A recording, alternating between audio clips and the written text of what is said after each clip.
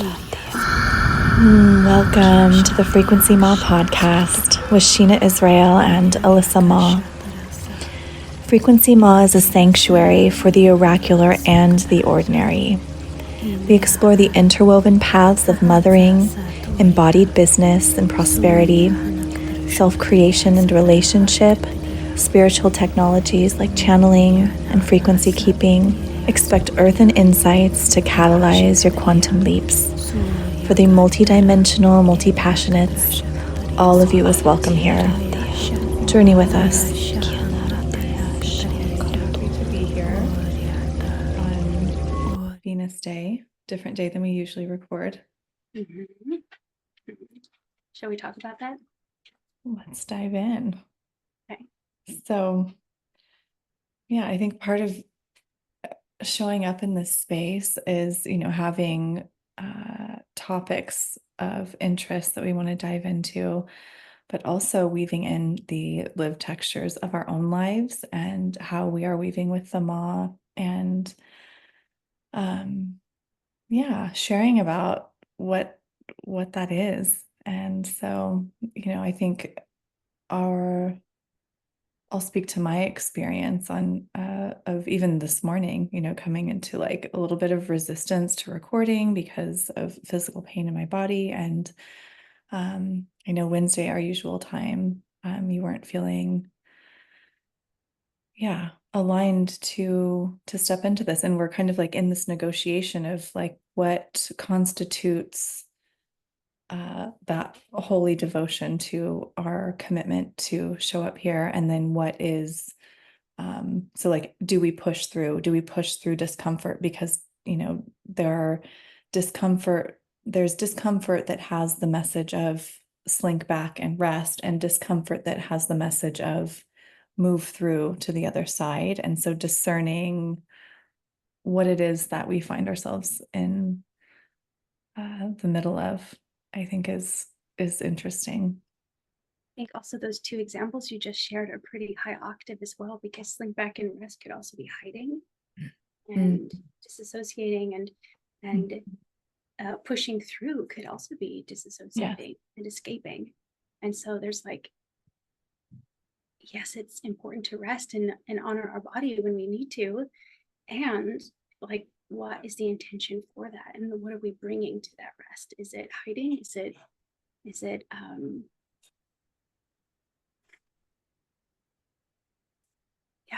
any other elements there with hiding? And I know for me, on our normal recording day, just really went through this wave of like, I can show up and I can push through this. However, the feeling for me that ended up in like, no, this is not aligned yet, is because I knew that the way that I was feeling, I don't think I could have been fully present. And that's not the energy I want to bring into this space. We're not here to just like have a conversation. I mean, it is a conversation. There's more here. There's more that wants to be shared and woven and expressed. And I love what we shared anyway. We still connected, and we still had this very beautiful like kind of restructuring of like weaving as to what we're doing here, how we'll show up, and a lovely conversation around devotion and around like that sort of idea of, or rather this idea that we have to like just keep going and building this momentum. And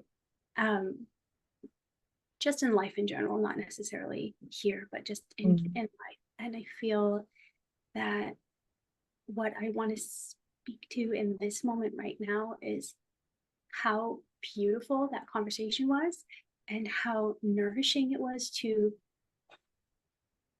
just like speak to the reality of what I was experiencing, and not have any story around it, not have any judgment around it. Everything was okay. And I received that pause or that change in structure as like allowing my body to build its own momentum, because I did allow the rest. I did sit in meditation, and I did focus my life force energy on the healing that I was needing. And that was really important. Yeah, I love that nuance, because there is this, when we place things in this frame of contrast where we're either where we're either, yeah, slinking back, and even that term that it it implies a kind of shirking of responsibility or something, but I'm thinking of this like kind of like sensual slinking, like moving away and into something. But it's not just the action itself, it's the tone in which we embrace and embody that movement, that directionality. And then yeah, I loved the way that you spoke into the I just lost it. What were you saying? I'm looking at your face, trying to map it, but yeah, you just brought a lot of nuance to the way in which we are negotiating these spaces of like how to self-correct, because I think like I'm coming to these spaces of creation, like this podcast, how I want to show up as a mother, as a lover, as a business owner, as in all of the spaces, and realizing that you cannot just expand in one area, that expansion and contraction, and even just beyond that, like that movement of breath through those spaces, like, but the kind of initiations and learnings that we receive through one of those portals of experience are always shared through these other realms. And so there's such an interesting kind of crux that we come to when we are positioning ourselves to like up level, and we're like, okay, the tools that I had in place that got me here are not the tools that are going to allow me to arrive at this next level. And so you're like, okay, I'm going to take this old tool set and I'm going to set it to the side and I'm going to try new things. And then I'm realizing in my own experience that a lot of the new tools that I'm, feeling drawn to try out are reactive to the old tool. And this metaphor is wearing thin, but it's like, a perceived kind of proficiency in chaos magic, and like, okay, what is the correction to that? And is that like superstructure and like everything has to be on my calendar? And so then I try on that other pole and find that also lacking. And so that's what you spoke into. I'm finally getting back there, but that there's this softening into the center of our own experiencing that is the thing that guides us into that internally generated momentum. And so it's like, I do like the idea of challenging myself to do things newly and to keep a momentum that I have not been able to keep previously. But discerning in each now moment, is that momentum being given from an abstracted idea of what I'm supposed to be doing, or is it being truly given from the moment, from my highest passion, and from this thing that we're weaving together? And so I feel like we did come to a place where I felt peace with okay, we've committed to this bi-weekly recording, and we're here, and it's kind of felt like a long time. It's felt like a long pause between episodes. And so I was feeling this, energy to really, get something out. And but it felt like it felt proper and well received. And I'm so happy we could, yeah, be in that space of negotiation together and find our way through. And because I do feel that, the one of the pillars of this project is to establish and play in new rhythmic structures and to bring in new tonality to spaces that have not previously been touched by these new ways of being. So absolutely. And through our lived experiences and the lived experiences of those we'll be in conversation with as well. Yeah. It's exciting and beautiful. I'm feeling into just what you're saying just now, and I want to, if it's all right, if this is a good time for you, I want to kind of bring in the experience of the last like week and a half, the last 2 weeks, from the birth, of this creation, and how there was just my experience, right, was just so much like free flowing love from my body, just from my heart, just expanded, like, we did it. This feels so good. It feels so good to show up, and having said yes years ago, and to show up in creation, and then to feel this sort of like momentum coming, and there was a lot of like external energy that I was feeling that did feel momentum, and a lot of that was, your epic generatorness, just like, showing up and being amazing, and then it comes to the time where we are meant to record again, and there's a pause, and it was nothing anybody could have planned, or like it just needed to happen, and then I find myself in this experience of building internal momentum, and that's what we were just talking about. And it is like the inner and the outer experience. There was the expansion,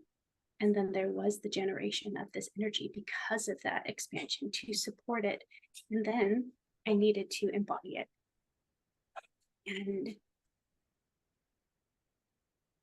And that's like a really interesting area to like play with in this conversation, and I'm not sure where it's headed, but I wanted to invite that and invite you to share your experience.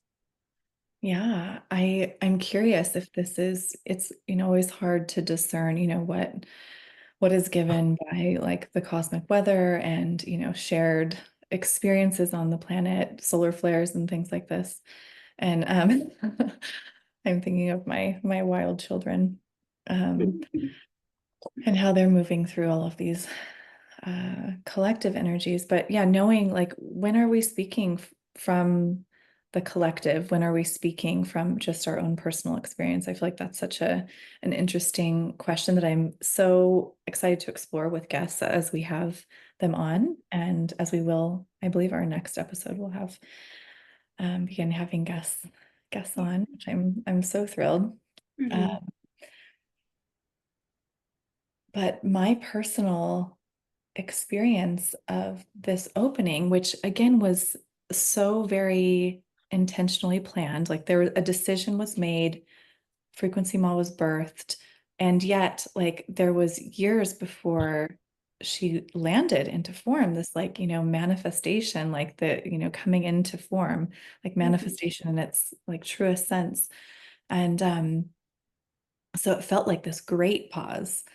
And so, and then it was like, just as birth is, the mystery of birth herself, like there was a point at which like she was coming, and there was nothing but to just be in body, be in breath, and be in rhythm with that flow. And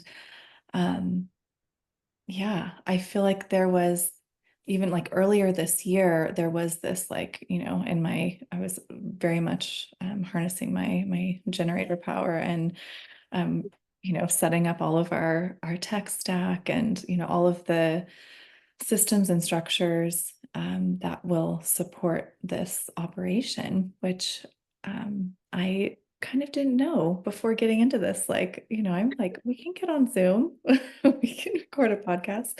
There's a lot there. And then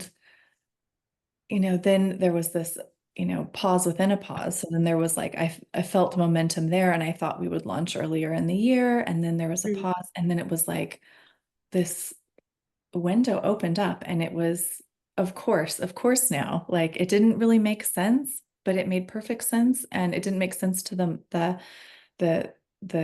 mind that wants to, plan and, correlate dates and things like this. But then on reflection, it ended up being this like really beautiful personal closure on my end with my relationship with my child's father, which was like a 10-year cycle of our like initial anniversary, what we had celebrated as our anniversary. And so like this cycle closing and then this new birth, this new energy birthing through. And also being at this time in my life where I'm turned 40 at the end of last year. And so I'm like, fully in my midlife crisis, which we'll talk about in future episodes.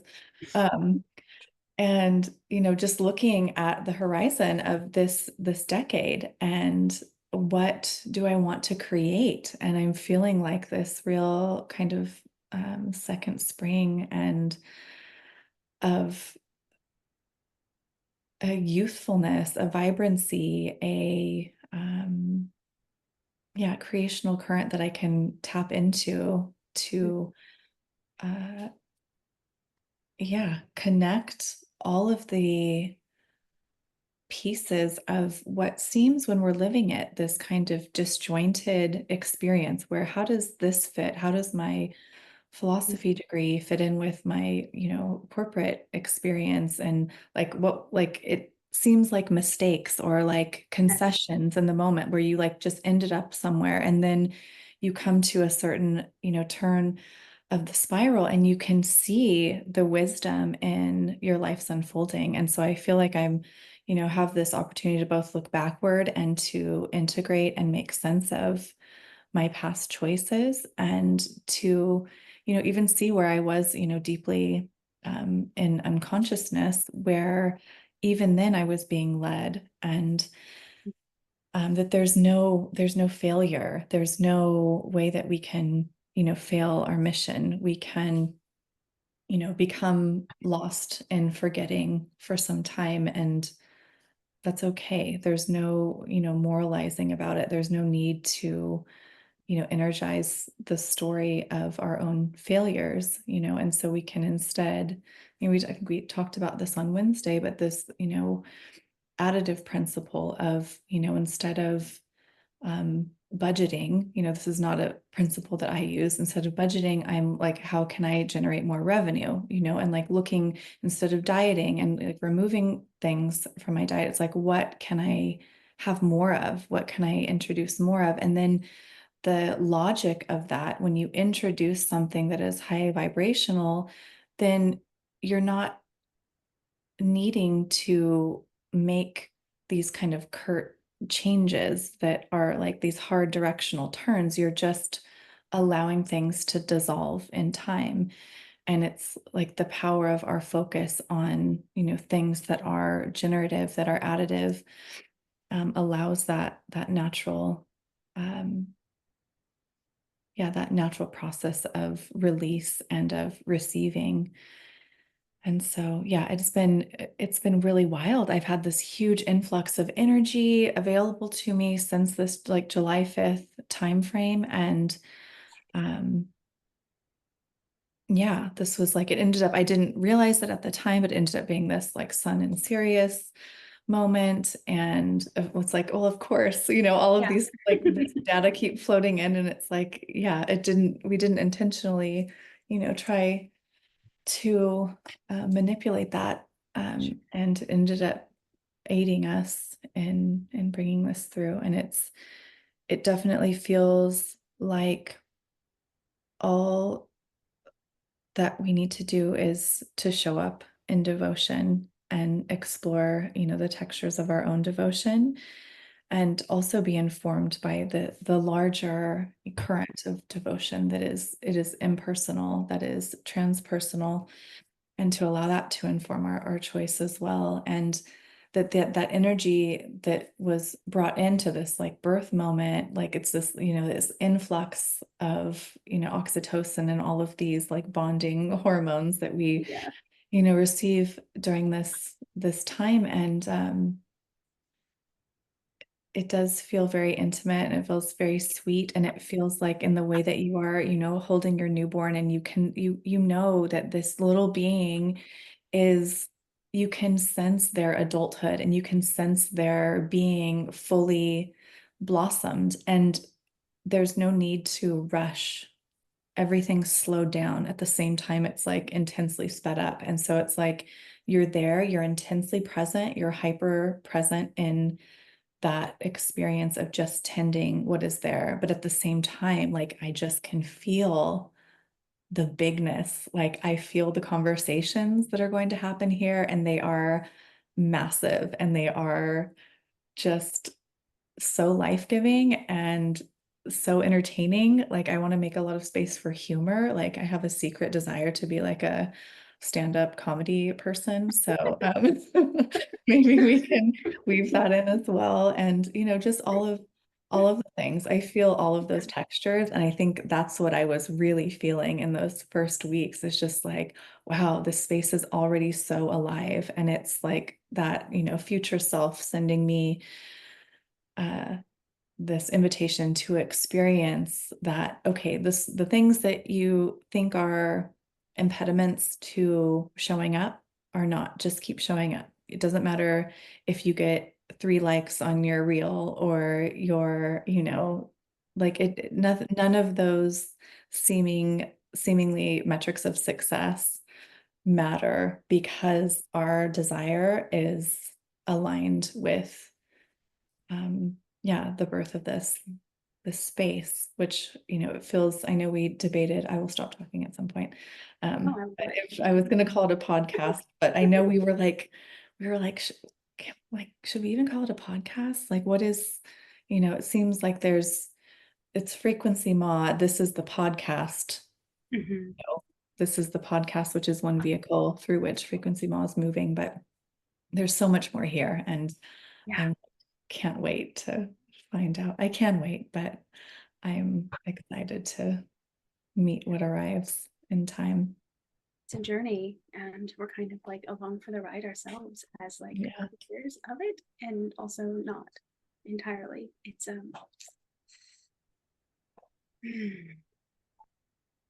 I had such a beautiful memory, like cellular memory, show up when you were talking about, you're holding your infant and you can see their wholeness in that. And you used different words, but I remember in being in that space, and just time just did not exist. And I was so happy with that. It just was. I was speaking with a friend recently around like parenting and motherhood, and it it just kind of came through me, this understanding that it is such a profound initiation. And while I I do hear sometimes people say to me like, oh, I really respect that choice you're making as a mother, or this or that or whatever it is. The the thing that I want to say right now, because I think it has to do with creation in general, is that I could not make those choices, because they were aligned to my son's authenticity. What he was showing me, even in the beginning of just meeting him in the flesh, was it's vibrational, and I could Yes. feel what was true for him. I could feel how he wanted me to speak to him, how he wanted me to hold him. Like I could feel where he wanted me to carry him and walk, and I could feel why that was, and I allowed that. Yes, I was his mother, and yes, I was holding him, and yes, I have like a responsibility to him, but he is his own creation, and he's moving in the world in his own unique way, and it is my job to honor that as best I can. And that is true, I believe, for all creation. Like we're talking about frequency law, and we don't own this. It Yes. is its own being. And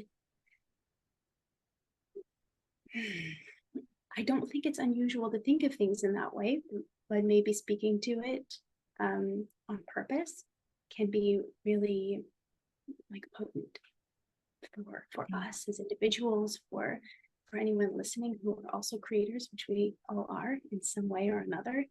Um, yeah, like just like quick little tangent alert. I studied art at school, and there's so many times that I have met somebody where they say, I'm not creative. And like my response is always, yes, you are. Doesn't matter if you can draw or paint, you are creative. Everybody is. You can't not be. And I feel that systems are creative and strategy is creative, and like everything has a creative like frequency to it, just like everything has some kind of driving force to like really be pushed out into the world. And I think I probably went off on way too much of a tangent from what you were saying, but I Absolutely not. was feeling into it, and it just was beautiful to relive that moment of like seeing life differently than what I was told I would feel in that moment. Yes. And just honoring it and just not letting, just, you know, being relentless in that vision and not letting anyone change my mind. No, I'm not going to force this on this infant, for example. No, I'm not going to force a structure that feels aligned to this particular creation or whatever it is, because when we are in devotion to, you know, our highest and best, whatever language we want to use there, there is a loving frequency that is expansive, and it comes from within. And when we are in devotion to that, the metrics of 3 likes on the reel don't matter. They really Mhm. don't, because there's so much bigger, there's so much bigness that's happening. There's more that's woven into everything that we do.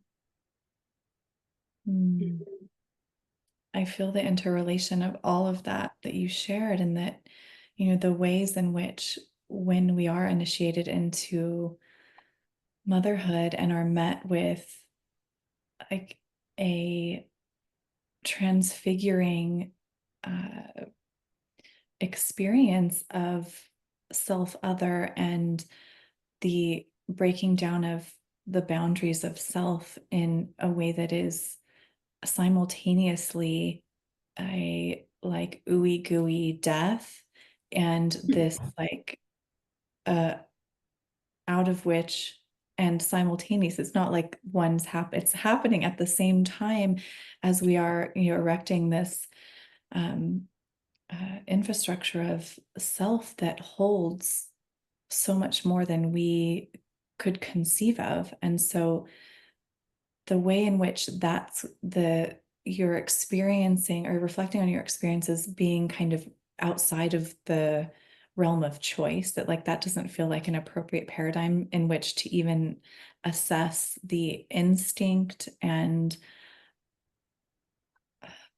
priority of the mother frequency moving through us, is like choice doesn't, that's not, it's not a mentalizing effort that we're saying like, I'm going to be an attachment parent, or I'm going to be, and for some it is.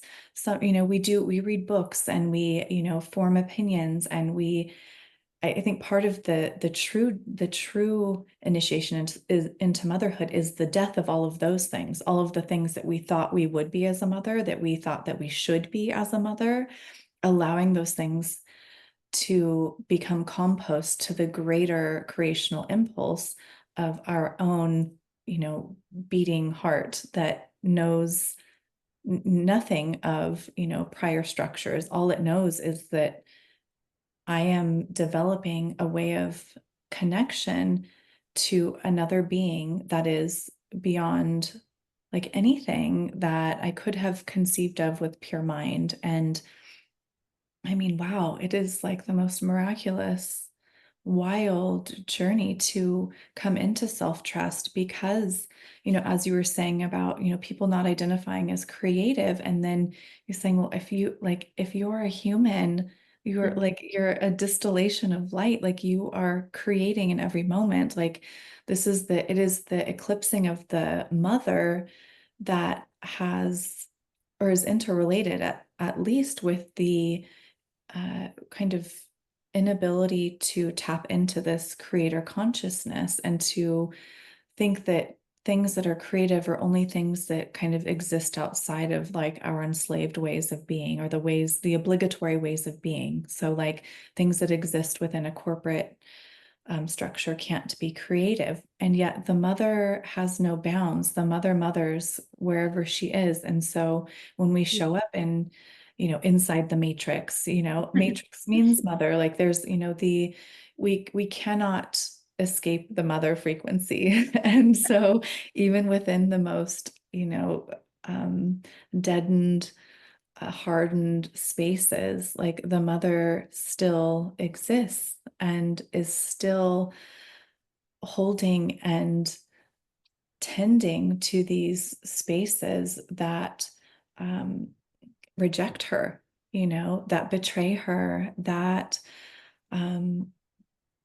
are anti-creation, that seek only destruction, that seek to, play in realms that are anti-life. Like the mother heart still beats in those spaces. And that's part of the kind of shocking initiation of motherhood, is that, at least for me, um, that portal opening up so wide, and then this inflow of data that is not yours, that it belongs to, and at the same time it's all ours, and yet none of it is. It's this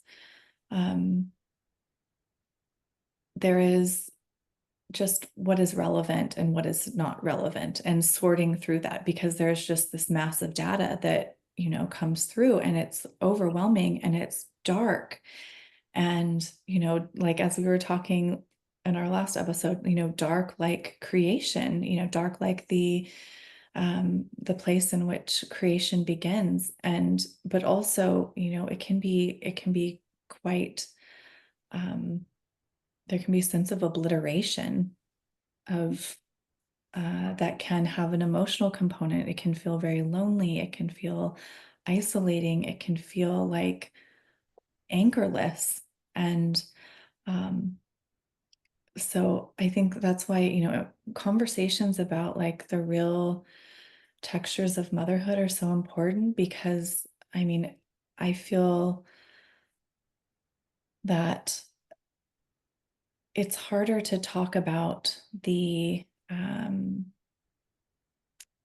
or it seems maybe less, like there's fewer spaces to talk about the less glowy parts of becoming mother. And we're all becoming mother, and like the anti-Instagram, portion, like the falling apart, the messy house, the body changes, and um, that's something that is, I think, really connecting, to be able to speak into those spaces, and to share the particularities of our experiencing, because it can be really isolating, and it can be really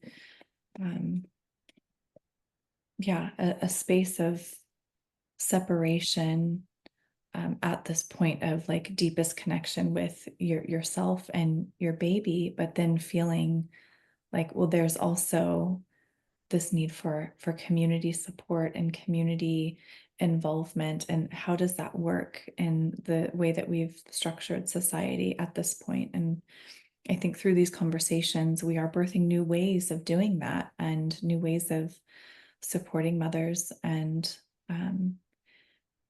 then in supporting mothers, supporting all of creation, supporting all of our collective ability to create and generate and have unfettered access to that creational current, so that we are only ever responding to what do I most desire to do in this moment, because exactly that is what is most needed in the world.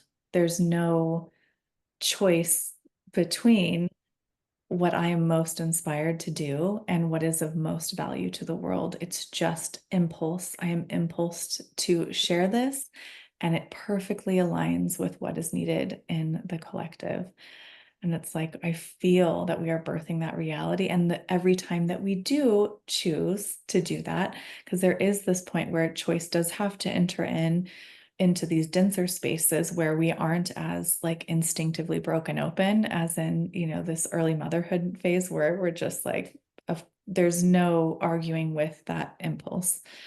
And then, utilizing that, choice point of devotion to, go, okay, I'm not going to allow this narrative of should or have to override my instinctual knowing that comes from deeper in the body that what I should be doing right now, Mhm. trying not to use that word in this context, but what I want to be doing right now, what I desire to be doing, and desire as having more creational power Yes. than some kind of moral imperative like I should. That's only ever really given from power structures that are siphoning our energy. When we're saying should, like I invite myself and all of us to feel into that. Like when we say should, where is that power being animated? Like what is the obligatory structure that is obligating us toward something? And Feeling into desire as holding this frequency of already fulfilled, because we're tapping into something that's already within us. Otherwise, there would be no resonance. And should is like coming from outside. And so it's maybe not necessarily lack, but it's not from within, it's from somewhere else. And so when we say I desire, it's a recognition that that exists within us already. And I like to think about it that way anyway. So when you hear me say I desire, right, that is on purpose, like me recognizing something that is within me and seeing it there and witnessing it through my language. And yeah, yeah, I love that so and much. like witnessing you in Desire. this moment and all that you just shared, because it was like a beautiful, perfect transmission. Yeah. Oh, see, that's so healing because I just, one of the stories I have about myself is that I just can blather on. One of my nicknames at my in other settings is related to my being very verbal. So Ah, good I'm though. so happy that to have a home to prattle on. Yeah. I love so how you said that. I think that's just potent and I want to linger on it a bit more. But this idea that desire is the frequency of desire is already fulfilled because I think we can often collapse that into the inverse of that, where it's like that desire is pointing to a lack, and that, you know, when we are in a space of desiring, that we are animating the frequency of lack. And so I think that is a really potent shift to feel into and infuse our intentional use of that term, which is all words are vibrational frequencies that we are emitting and that we are vibrating through our systems, like to fill into the tonality of that. Like, what is desirous? What is desirous in you is there on purpose because it is already within you and it desires to come into different stages of form. So like, and I love how you said that it's a matter of resonance. Like there cannot be a desire without the complement. And so it is in the quantum already, it is already done. And there is this point of decision. This is something that's just vexed me for my entire life is like, how do you make decisions? How do you get to a place where you're decided? Because I just can be so lost in the sea of potentialities. Yeah. And I can go fully into mind and, go into analysis, deep levels of analysis. And then I can also, get lost in the imaginal realms, planning things out through the heart space. And it's like, it's in that marriage of all of the centers that we find that like point of decision. But it almost always feels to me like that point of decision happens through me in a way that is not initiated by mind. Mhm. And but I feel like the word decision feels very like, like in the boardroom, like, Yeah.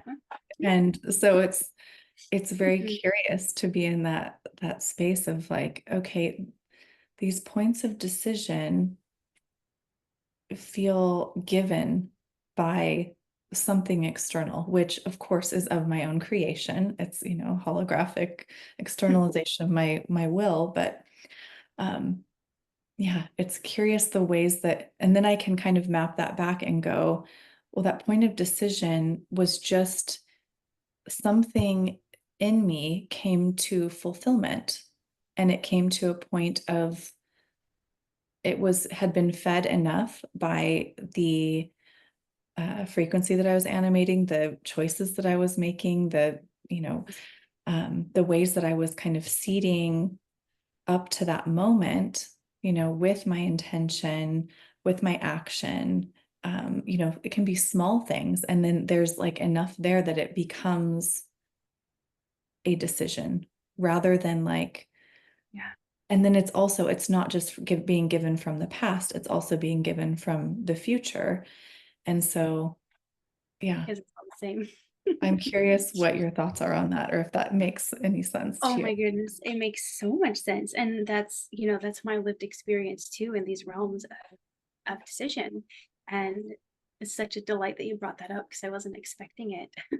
But for me, with in all of the different areas that I have throughout my life created, like with my hands, for example, it is truly just an allowing. Yes, I have practiced some skill and learned some other things, but really it's never been a position where I have like I'm holding this posture of like, okay, I'm deciding to create this and here's my structure. And even in like my higher education, I really struggled in some areas because there was this need to map out like your show. Like if you are, needing to have a gallery show and you're needing to map it out and you have all this structure. And it was like, it was challenging for me to do that. My structure was always like a poem and it didn't make any sense to anybody. But if I could just be alone in the studio and feel the desire of what I wanted to create, really feel that. And it would just fulfill itself. It would just move through my hands in like complete like meditation. And and then it would be done. And I wouldn't need the mapping and I wouldn't need to even explain myself. It just happens because it's already there. It's already present. And it's like the body is just this vessel of creation. And when we get out of the way, things things manifest. And to put this like, even as I'm speaking to it, I can feel the magic unfolding within me. I can feel how magical that actually does feel to be able to create in this way. And I know that it is true, and I know that I can do that. And there are also other areas in life where it's like I need to make a decision and I get lost in the fog and the sea of potentiality, as you mentioned it. And there are other realms where it's harder for me to tap into that allowing. And and I also understand that they're the same somehow. And so it's, part of this is I'm kind of like connecting in here with, our holographic imprint. Like, what are the lessons I'm here to? Some things are going to be easy for me because perhaps that's on purpose. Mm. Perhaps that's my gift, or perhaps that's my service, or it's my outlet, or maybe it's that like that light that guides me to fulfillment in the areas where I'm learning through still. Mm. But I love that. Yeah, I would love to, yeah, I actually want to continue. I'm gonna write that question down about like decision and fulfillment and desire, and I kind of want to work with that a little bit. Yeah, it feels like there's a lot there. One of the things that I have been aided by in kind of denser realms of decision making, as someone who likes to prolong a decision to the point of like, on one analysis, like extreme waste of energy, Uh-huh. like take weeks to mull on something, but are you really mulling on it? Are you Yeah. really decisions happen instantaneously. You've already decided before you even speak the words. Like, I think this is something we'll have to look this up as part of our investigation, but I recall in a class in college or beyond, um, some study that like mapped the brain chemistry and speech, and that like there was, this kind of vast divide between like a point of a decision being made and like we already know. We've already made the decision. And so when we fail to, in like denser realms, like, we have to make a decision on like where to go to eat. There are these like funny reels or memes about, married couples, like just like it's the worst thing ever to have to like decide where to go to eat because Mm-hmm. um I I think we've all been in that experience where you're just like, you just want someone else to choose. You don't want to have to decide, right? And yet, like, it's such a pressure reliever once a decision has been made. And so, a lesson that I've carried with me and try to implement when I am like dealing with decisions that are maybe not of that great, an import, that I just make a decision and I hold that from a higher perspective of understanding that the decision that I'm making on a larger level is that I will make a decision, Mm-hmm. if that makes sense, rather than allow reality to collapse into indecision, so Yeah. that there is some manner of interacting with reality that is moving through me. And then it's like, it doesn't matter if it was the wrong decision, right? Because I'm going to learn from it and I'm going to adjust. And it's just a matter of reacting quickly. So when Mm-hmm. I make a decision to, like, say, online dating, I swipe right. What's the way that you don't know, but I don't know. the connecting, like, I think I've told you, I like I when have I not first yet got had on, your courage to do something like that. I think I told you when I first got on, was it Bumble? I like got the swiping ways wrong. So I was just like, I was doing what I thought was no, like just like Yeah. aggressively and like to a lot of people, but it was the yes to connect. So Yeah. anyway, but again, I was choosing to put myself in a position where I was making a decision, in that small instance, and it was correctable. Like it didn't, like, the ways that we like pump ourselves up that like there's going to be these dramatic consequences to trying something out. So I'm trying to allow myself to be more agile with my decision making, in that like I can make small decisions to step into a new space, or I can, yeah, play in a new realm, and I can quickly adjust. Because what happens is that I when I'm diagnosing my like inability to make a decision, what I find is that there's a lack of self-trust, is that I don't trust myself.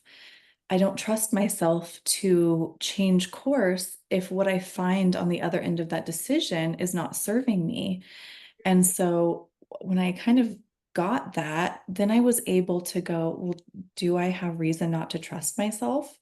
And perhaps I do, perhaps I do. And I can investigate those facets of self that have caused me to be untrustworthy to myself. And then I can practice through doing being trustworthy, showing up for myself, not feeling like swiping right and having a conversation with someone means that, we're going to have to get married because like I'm afraid of conflict, and I'm just going to be so obligated that, Yeah. it goes to this absurd, conclusion, Yeah. which is, that you can take little small steps into. Maybe this is like just only applies to introverts. I'm curious if anyone else experiences life in this way, but just taking small steps into things that are discomforting and allowing it to be uncomfortable and trusting myself to, change course and not, fall into what I've done in the past. I think as women, we have a lot of these stories that build up where, we become obligated or pressured or frozen into inaction because of some threat. But as I come more into my power, I trust myself to not freeze in those. And as I'm more, resourced in my nervous system and, just, more embodied, I have more capacity to choose differently than I have in the past, which I think is that root fear.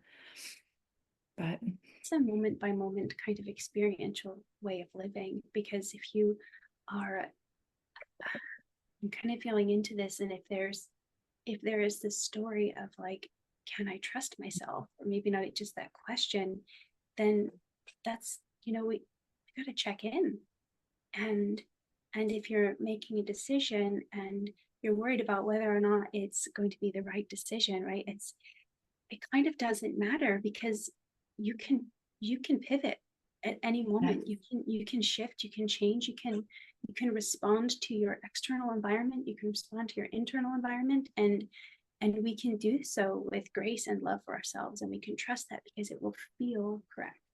It will feel correct if, as long as we're not disassociating from our bodies, right, we will be able to feel that. And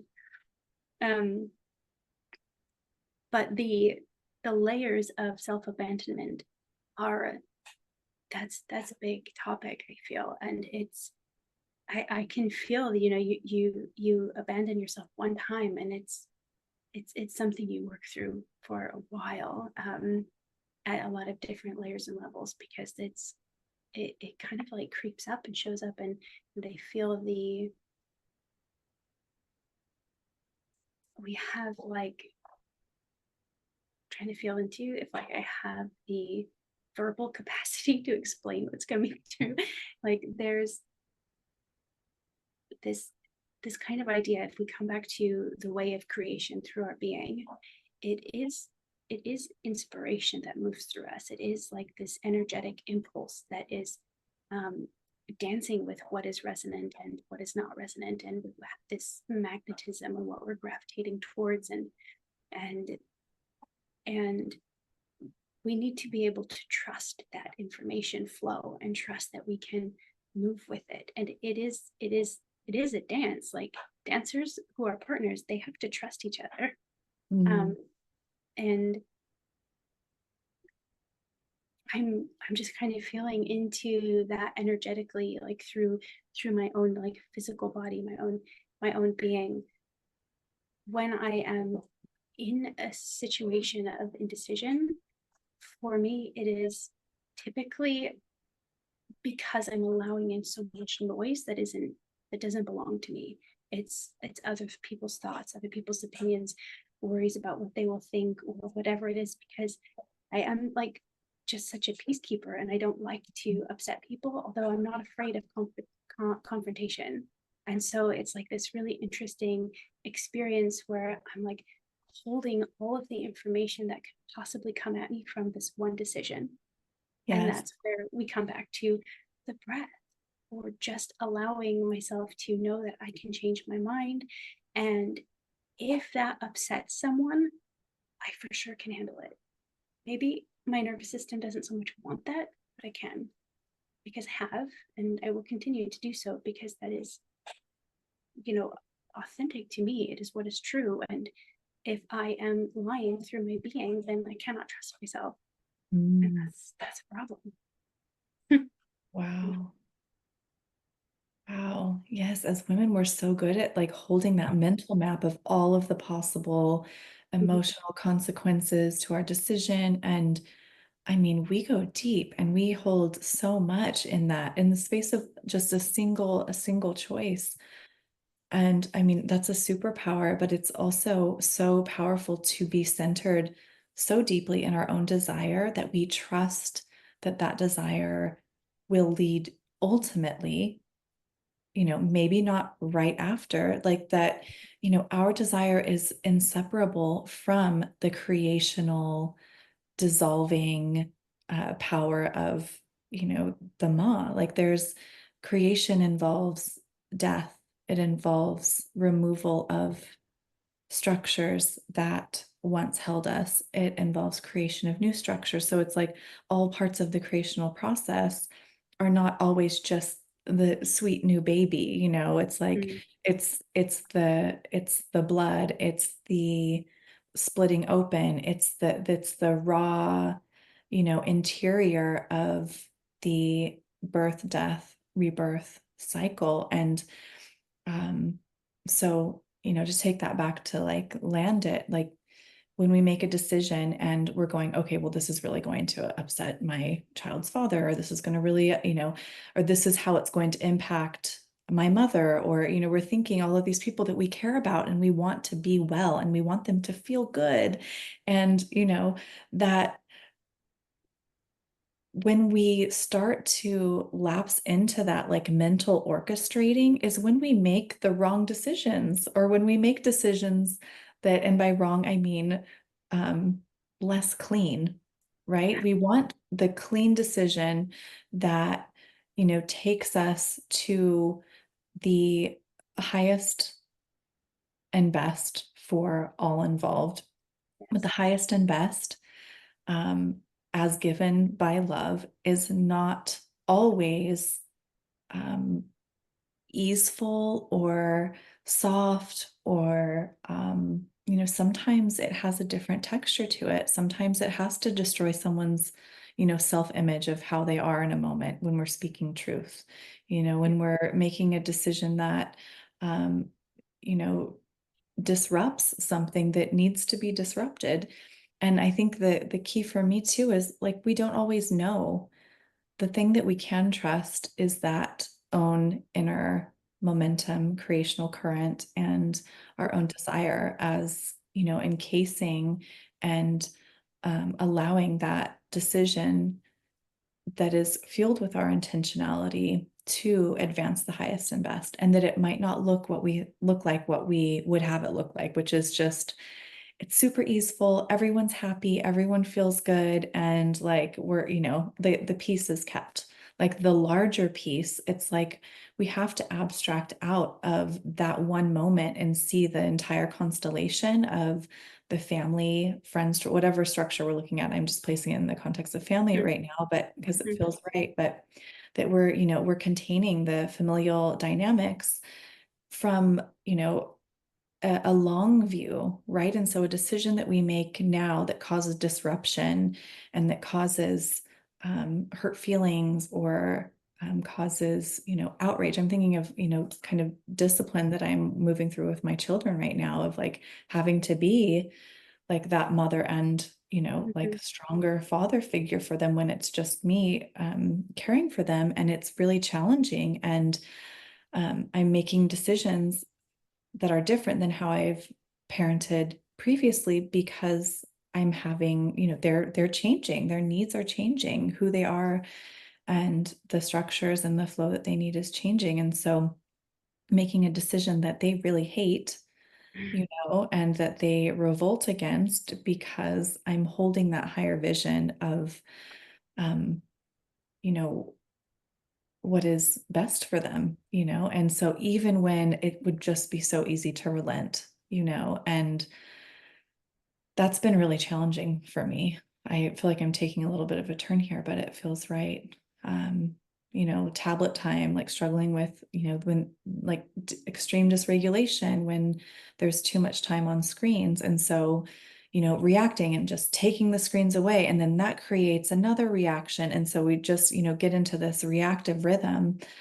And yet creating, so I think there's also in that space of desire, in specifically in like this instance, like my desire is to have a peaceful household with regulated children who are exploring their highest desires, and I don't feel that their highest desires are informed by consuming the creations of, and it's not even just about like media, it's just consuming other people's creations.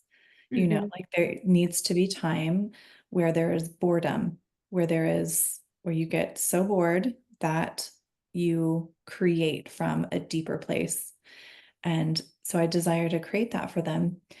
And yet the implementation of that desire into the like a point of like decision, and then beyond decision, like the commitment to carry that momentum forward into creating a new structure. Like it's just, you can make a decision that's kind of weakly supported, right? And so how do we make decisions that are supported by, especially when we're dealing with multiple strands of consciousness, like embodied through like different people, creating a collaborative environment in which a decision can be come to about like the rules of the house, or about like, how we use tablets, or, how we, how we structure our nightly routine, or what we do on waking. These things can be supercharged when we as the mother like open up to holding space for that larger vision and allowing in the, oh, my daughter's calling me right now. I'll let you respond to that. Yeah. I mean, so much I feel that that's like a whole thing to really unravel, because, in my experience, even just like from the 3D perspective, I really stayed away from a lot of those external things, the screens and things like that, for a very long time. I think Otis was like 6.5 before he really had any kind of experience with that. And I'll just be like very honest with it. For me, it was really crumbling, because I'm not the only influence in my child's life. There's a whole world. There are other people, there are other family members, there are neighbors, there's energetic. I'm not the only influence, and that's good, and that's beautiful, and I accept that. But there was a letting go that I experienced, and that I could see, his being kind of asked for to play in some realms that he hadn't been before. And before, when I say he hadn't experienced these like the tablets and the screens, and that wasn't a desire for it. I wasn't keeping it away. It wasn't a desire, and it wasn't a part of my life either. So it just didn't happen. And when the desire came, or the curiosity came for him, there was like, I feel like I need to honor this, because otherwise I am, the person that keeps things away, and that's not who I authentically am. And at the same time, like, I have experienced the full spectrum of that choice in the last few years, as you describe it as well. And I still have, the higher vision of the family, the home, the home environment, the routines, the ability to organically explore like his highest path and his highest desires. And at the same time, I am not willing to control another human being. And so there is what you're describing here. This isn't a matter of laying down law. There is like this holy like relationship and discussion that does need to happen. And I really feel that it is like a responsibility and an honor to be able to meet our children in this place of, I honor you, I respect you, while also holding the understanding that like they are children. And that's not a negative thing. It's not like I'm not putting them down at all. It's just there is there's something there that I have a challenge with speaking to, because I don't want to say anything that would possibly be seen as disrespectful towards like a child's individuality and their power and their strength and their consciousness. And at the same time, we have a responsibility to them. And yeah, that's a deeper dive. I feel it's a deeper dive. I think you're still muted. I've just been saying like yes, and agreeing. Yeah. It's such a big topic, and I am sure we'll do an episode on unschooling and mothering and go really deep dive on that. Yeah. But I do think, yeah, that frame of love that we hold, that frame of discipline that we hold as parents, it's something that, again, I've struggled with because I just naturally came into mothering with a very free-flowing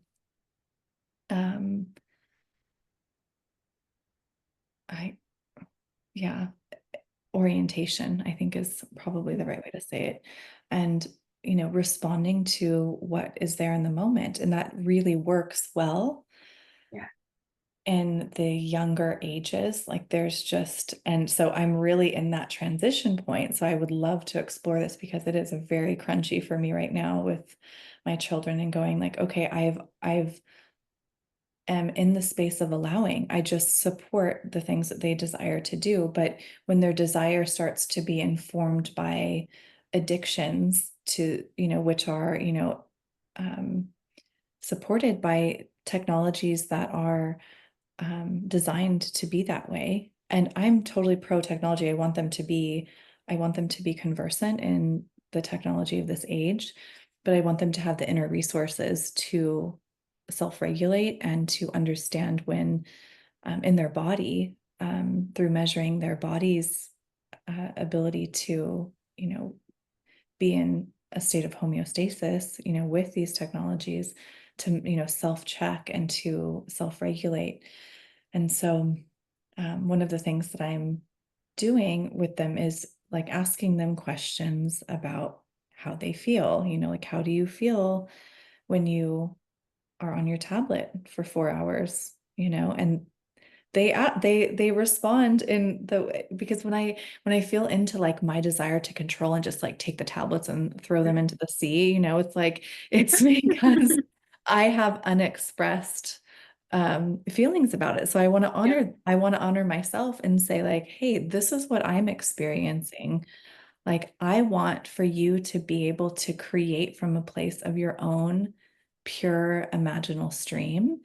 And when you fill it with stuff, it's my belief that it creates a clutter, in your consciousness that it's neither bad nor good. It's just there's more content in there for you to sort through to get to that pure creational stream. And so expressing that helps me instead of just like getting into this like like enraged space of like they've got to get off these tablets. And then because then I bring that energy, they immediately feel it and they give it right back to me. They mirror it as these powerful mirrors that they are. And so I'm playing with that. And again, it's probably like 90% of the like enraged mother part and 10% of the, calm, cool, collected. So I'm working to, involve myself more in expressing my feeling around their practices. But yeah, negotiating that like, total freedom parenting that I so, philosophically believe in, and then the consequences of that. It's just getting harder as they have more strength in their will centers. And so I found that my experience is that it was not ever difficult for me to kind of have this posture of like, what is the highest choice in this moment, whether or not there was like an interest to do something else or to stay up a little later or to, like have a little more sugar or whatever it is. And I could always communicate that. And it's of course there's the difference as they get older and they change, and their relationships with other people change and all of that. But what I found for myself is that when I have allowed something out of just trying to keep the peace, if it is an allowance because I was not resourced to hold that, then that's when the problem comes. It's Well said. in my experience, for me, it's not, it hasn't been, I haven't experienced my child dysregulated because he can't regulate himself or because he doesn't know when to stop or whatever it is. It's whatever posture and frequency I'm holding with that and how we discuss it. And this is, I'm speaking to this because it is my lived experience. It is my personal relationship, and it's not to say that this is true for everyone. And I'm certainly not like placing any kind of like blame on anything or even myself. It's an experience, and I witness this, and I see the program, I see the pattern that I literally just like allowed to come forward in my reality. And then I see that, and I see like what is transpiring in front of me, and I can trace back to a decision that I made out of integrity. And that is, when I have done that, I remember how I felt in that moment. It's almost as if I knew that wasn't the correct choice, that there wasn't a resonance, in the heart for that. There was a almost like, I don't have a better answer for you, so fine, kind of like, I'll allow it. I don't know if that's even the right thing to say there. I guess it doesn't matter. I said it. Yeah, it's like this point of like, it feels like necessity. It feels like I have, as a mother with, two wild ones running around, I have to be on the Zoom meeting at 9 o'clock, and you need to not be in here. And so it's like the obligations that, again, the where does the should arise from, right? Like, where does who's the governing power of that should? And I am the one who consented to creating the conditions in which I would be obligated to be on a Zoom meeting at 9 a.m. and in which I have not created the conditions for them to have something to sink into, so there's always some place that we can take greater responsibility. That's the power of the creational mother current. And it's like, it's not about like, self-flagellation, and like, beating ourselves up about it. And, but it is about understanding where we can create different realities. We have so much power through our, the emission of our frequency. Like, how are we conducting ourselves in these, higher echelons of experiencing, and then how are we drawing that down into the lived form of our family life? And it's very complicated, and and it can also be very simple. But I think, unwinding that when we find ourselves in that, okay, we're all dysregulated, how do we it can be helpful to trace that back to a certain point and to neutrally observe like where things split off and started moving in that direction. Neutrally observe that. I think that's a really important key there that I didn't say. It does need to be neutral, because otherwise you're going down a whole different road, and it's pretty toxic internally and externally. Like the toxicity just exudes itself. Yeah. I have to go and take swim things to the babes soon. Do you feel complete? Is there anything else you want to mention about? I mean, there's so many threads that we touched just very, very briefly on structure and mentioning different kinds of freedom parenting or peaceful parenting or conscious parenting, all the different things, right? And not rolling my eyes at any of it. I have like put hundreds of hours of reading into all of these different areas. And what I want to say right now to like into that conversation is that these structures are here to support us as we need them, but they do not decide for us. And everyone is unique, and every child is unique, and every mother and every relationship and every father, everyone is unique. And I just want to, well, it feels good in my body and in my system and in my reality to honor that uniqueness and to honor the authenticity of my own expression and the expression of my child outside of what others think it should be. And that does not mean that I do not value those structures at all. It doesn't mean that I do not see their beauty and their support. And it doesn't mean I haven't used them. They're just not my God. Yes. Wow. Yes. I would love to do a full episode on parenting philosophies. There's so much there. But I love that. It is a return to the holy instinct of the self in relationship with one's child, and the inflowing of these different philosophies are meaningful and helpful only insofar as they create an action of repelling or attracting. They can all be of value. Like if we see something and it gives us pause to refine our own instinct and go, that feels wrong. Yeah.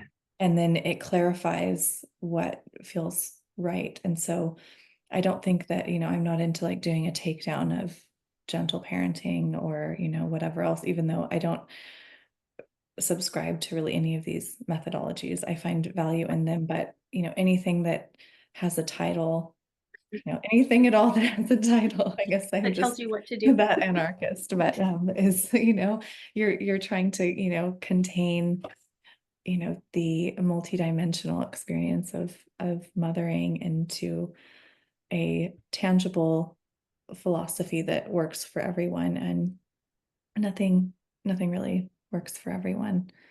So Contain the multidimensional experience and expression of life. Children they challenge us, and they're supposed to, and that's good. And we're not supposed to we can witness that and see what comes up for us and move with it. It's not a bad thing. It's not there for us to subdue or shut down. It's just it's how consciousness grows and witnesses itself, and that's true of all life. It doesn't have to be a child. It can be a dog. It can be a plant. There's challenge in life. It's not bad. Sometimes it's very uncomfortable. I hear that on multiple levels. I love that. Yeah. Well, thank you for joining us today, and would love to continue the conversation in the comments. If you have your own experiences or resonate with anything that we've shared today, we would love to hear that and interact with that. And look forward to our next conversations. I do feel like there's an interrelation between each, like there is a flow that I'm feeling between each conversation. So Yeah. these themes will continue to arise. I think so too. And probably also with the people we're going to be in conversation with, which I'm very excited about. We'll see. More to come. Mm-hmm. All right. Bye. Bye.